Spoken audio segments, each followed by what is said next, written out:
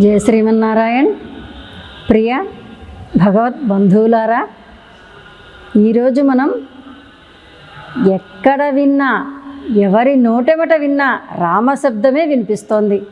మరి మన అయోధ్య రామయ్య బాలమూర్తి రూపంలో మనకి దర్శనమిస్తారట. ఆ స్వామిని ఈ 22వ తేదీన బాలరాముని ప్రతిష్ఠ జరగబోతోంది. అది మన అందరికీ తెలిసిన విషయమే. అయితే ఈ సందర్భంగా కూడా మనకి అభిషేకము చేసినటువంటి అక్షతలు ఎక్కడ, అయోధ్యలో బాలరామయ్యకి అభిషేకముకి ఉపయోగించినటువంటి అక్షతలు గడప గడపకి వస్తున్నాయి, వచ్చేసాయి కూడా. అయితే చాలామందికి సందేహం, వాటిని ఎలా ఉపయోగించాలి, వాటిని ఎక్కడ భద్రపరచాలి, 22వ తారీఖున స్వామివారి ప్రతిష్ఠ కదా, ఈలోగా వాటిని ఎలా మనం భద్రపరుచుకోవాలి అనేటువంటి అనుమానమును వెలిబుచ్చుతున్నారు.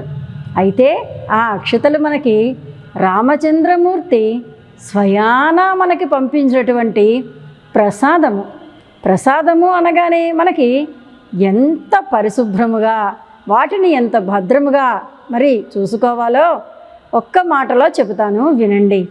మనకి వచ్చినటువంటి అక్షతలని మరీ కాసిని మనం కలుపుకొని, ఎలా కలుపుకోవాలమ్మా అక్షతలు?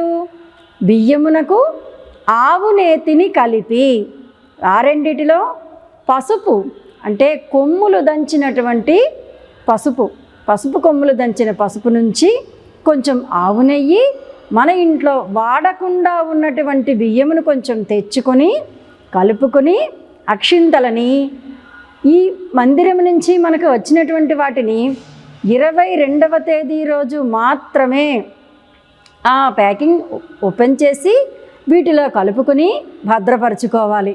మరి వీటిని ఎలా ఉపయోగించాలి? మన ఇంట్లో ఏదైనా శుభకార్యంని తలపెట్టినప్పుడు ఈ అక్షింతలని శ్రీరామ శ్రీరామ అంటూ రామనామ శబ్దము ఆ అక్షితలు ఉపయోగించినంతటికీ కూడా తలపైన చల్లుకోవాలి. ఆ అక్షితలని మనము 22వ తారీఖున మన అక్షితలతో కలుపుకునేటప్పుడు తలారా స్నానం చేసి మడి బట్టలు లేదా కొత్త బట్టలు కట్టుకుని అక్షింతలని భద్రపరచుకోవాలి. ఇక ప్రకృతి ధర్మం అంటే అందరి ఇళ్లలోని స్త్రీలకి ఉండేటువంటి సమస్యే కాబట్టి అశౌచముతో ఉన్నప్పుడు ఆ అక్షతలు పెట్టినటువంటి గదిలోనికి వెళ్లకుండా జాగ్రత్త పడాలి. ఎందుకంటే అవి మనకి సరాసరి అయోధ్య నుంచి వచ్చినాయి.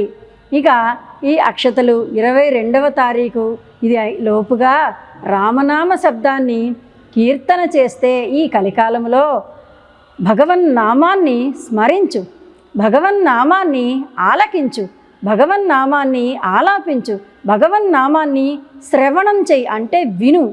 ఈ మూడు కూడా అంటే ఆలపించడం, చెప్పలేనటువంటి వాళ్ళు వింటారట.